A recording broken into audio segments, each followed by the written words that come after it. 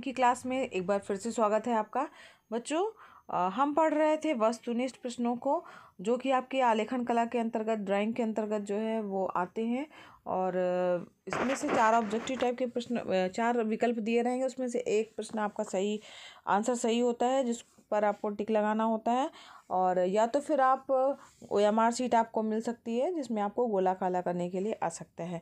तो इसी प्रक्रिया में हम आगे बढ़ते हैं। इसके पहले की वीडियो क्लासेस में हम लोगों ने 25 क्वेश्चंस हल कर लिया है, और आज हम इसका सेकंड पार्ट करने जा रहे हैं, जो कि आपका 26 नंबर के प्रश्नों से होगा। ये सारे प्रश्न आप एक बार पूरे पार्ट हल कर लेंगे तो पूरे क्वेश्चन आपसे उम्मीद है 100% इसी में से पेपर आएगा और आपसे पूरे क्वेश्चन बन जाएंगे। तो चलिए आगे बढ़ते हैं नेक्स्ट क्वेश्चन की ओर। ये है आपका 26 नंबर का क्वेश्चन, जो है चारकोल क्या है। तो ये क्वेश्चन कई बार आ चुका है बच्चों एग्जाम में। तो यहाँ पर चारकोल क्या है, तो ये ग्रेफाइट है। यहाँ पर का इसका आंसर सही होगा। इसके बाद नेक्स्ट प्रश्न है आपका, एक आलेखन में साधारणतया किस प्रकार के रंगों का प्रयोग होना चाहिए। तो यहाँ पर जो भी आपका आलेखन बना रहे हैं उसमें हल्के मगर आकर्षक रंग का प्रयोग होना चाहिए। ठीक है, तो यहाँ पर खा विकल्प इसका सही होगा। इसके बाद आलेखन का सबसे महत्वपूर्ण अंग जो उसे संपूर्णता प्रदान करता है। तो यहाँ पर कोई भी आलेखन जो है उसको संपूर्णता प्रदान करने वाला अंग कौन सा है, तो वो है लयात्मक सुंदर रेखाएं। ठीक है, उसी के कारण जो है आलेखन आपका जो है वो बहुत सुंदर लगता है और संपूर्ण लगता है, पूरा सुंदर सा दिखाई देता है। नेक्स्ट ऑब्जेक्टिव टाइप का प्रश्न है आपका। इसके बाद नेक्स्ट प्रश्न है आपका, निम्नलिखित में चित्रकला किस श्रेणी में आती है। श्रव्य, दृश्य की दृश्य, श्रव्य के इसमें से कोई नहीं। तो यहाँ पर जो आपका ये चित्रकला है वो केवल दृश्य की श्रेणी में आता है। तो यहाँ पर खा विकल्प इसका सही होगा। इंपॉर्टेंट प्रश्न है बच्चों, ये 2020 में आ चुका है। नेक्स्ट क्वेश्चन है आपका, चित्रकला में मानव देह आकृति को कितने भागों में विभाजित किया है। तो यहाँ पर जो चित्रकला की अगर हम बात कर रहे हैं, तो यहाँ पर अगर हम उसकी मानव की जो देह की आकृति है उसकी बात करें कि कितने भागों में विभाजित किया गया है, तो 8 भागों में विभाजित किया गया है। खा विकल्प इसका सही है। भारत में कंपनी शैली का प्रमुख केंद्र था। तो भारत में कंपनी शैली का प्रमुख केंद्र क्या था, पटना था। तो यहाँ पर गा विकल्प इसका सही होगा।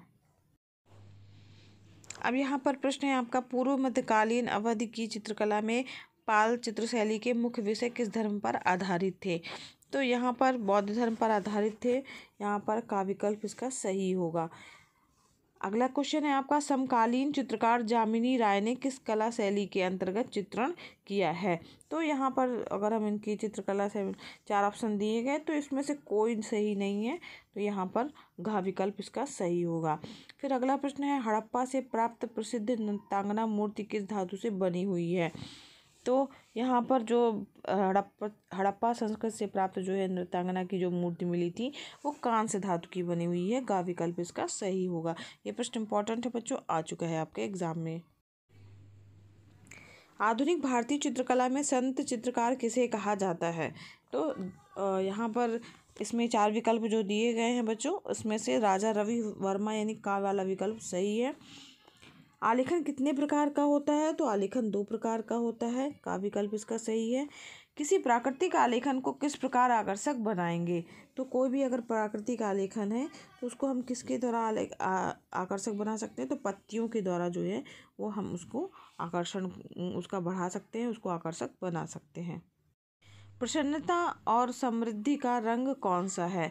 तो यहाँ पर प्रसन्नता और समृद्धि के रंग की बात हो रही, तो हरा रंग जो है वो समृद्धि के लिए को प्रदर्शित करता है, प्रसन्नता को प्रदर्शित करता है। फिर नेक्स्ट क्वेश्चन है, रंगों के कितने गुण होते हैं। तो रंगों के जो है वो 3 गुण होते हैं। का विकल्प इसका सही होगा। इसके बाद प्रश्न है आपका, निम्नलिखित 4 रंगों में से सबसे अच्छी संगति जो है वो कौन सी है। विरोधी रंग, सहयोगी रंग, समान रंगों की संगति और एकाकी रंग संगति। तो यहाँ पर जो है सहयोगी रंग संगति जो है वो सबसे अच्छी संगति कही जाती है। तो यहाँ पर का विकल्प सही होगा। नेक्स्ट है बच्चों, वस्त्र पर डिज़ाइन किस माध्यम से ठीक होगा। जब वस्त्र है अगर मान लीजिए उस पर किस से जो है रंग करना सही होगा, तो एक्रिलिक कलर जो है सही होगा। तो यहाँ पर गा विकल्प इसका सही है।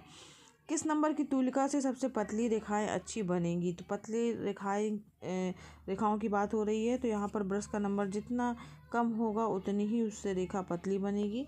1 नंबर सबसे कम नंबर है, तो यहाँ पर का विकल्प सही है। 1 नंबर से सबसे पतली अच्छी रेखा बनेगी। अब इसके बाद नेक्स्ट इम्पॉर्टेंट प्रश्न है आपका, लाल रंग जो होता है उसका पूरक रंग कौन सा है। तो लाल रंग का पूरक रंग की बात हो रही है, तो नीला जो है वो लाल रंग का पूरक रंग होता है। इसमें से कौन सा रंग उदासीन रंग है। यहाँ 4 ऑप्शन दिए गए हैं, लाल, नीला, काला और बैगनी। तो यहाँ पर उदासीन रंग की बात हो रही है, तो काले को जो है उदासीन रंग माना जाता है। का विकल्प इसका सही हो जाएगा। नेक्स्ट क्वेश्चन है आपका, आलेखन में ज्यामिति का प्रयोग क्यों होता है। तो जो भी आपका आलेखन है उसमें ज्यामिति का प्रयोग हम किस लिए करते हैं, तो वहाँ पर हम ज्यामिति का प्रयोग निश्चित आकार देने के लिए हम करते हैं। यहाँ पर गा विकल्प इसका सही हो जाएगा। नेक्स्ट क्वेश्चन है आपका कि रेखा क्या है। तो यहाँ पर अगर हम रेखा की बात कर रहे हैं तो जनरली आपने मैथ जब पढ़ा होगा तो उसमें इसकी चर्चा आई होगी। 2 बिंदुओं के बीच की जो दूरी है वो क्या कहलाएगी, रेखा कहलाएगी। खा विकल्प इसका जो है वो सही हो जाएगा। ठीक है, फिर कौन सी पेंसिल से बनाई गई रेखा अधिक काली होगी। तो यहाँ पर 4 ऑप्शन दिए गए हैं, HB, 2B, 2H और H। तो यहाँ पर ध्यान दीजिएगा बच्चों, ये एक बहुत ही इंपॉर्टेंट प्रश्न है, हमेशा एग्जाम में आता है, निश्चित रूप से आता है। तो यहाँ पर जो ऑप्शन दिए गए उनको आपको ध्यान रखना होगा कि जैसे ही B का नंबर ज़्यादा होता जाता है तो रेखा जो खींच रही है पेंसिल से वो ज़्यादा डार्क होती जाती है, बोल्ड होती जाती है। अगर मान लीजिए H का अंक ज़्यादा है वो उतनी ही हल्की होगी। तो यहाँ पर आपको समझ में आ गया होगा। अब यहाँ पर आप जब देख रहे हैं ऑप्शन तो उसमें 2B जो है वो सबसे B का नंबर ज़्यादा है, इसका मतलब है कि 2B से बनी रेखा जो है सबसे अधिक डार्क होगी या सबसे अधिक काली होगी। ठीक है, फिर इसके बाद नेक्स्ट क्वेश्चन है आपका, निम्नलिखित में से द्वितीयक रंग कौन सा है।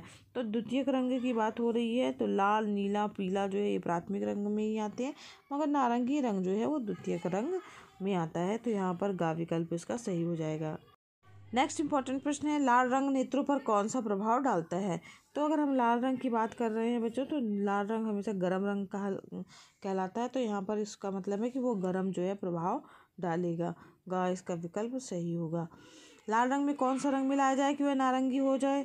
तो नारंगी बनाने के लिए कौन सा रंग लाल रंग में हम मिलाएंगे बच्चों, तो पीला रंग जो है वो लाल और पीला जब मिला देंगे तो उसका रंग जो हो जाएगा वो चेंज होके नारंगी कलर जो है वो दिखाई देगा।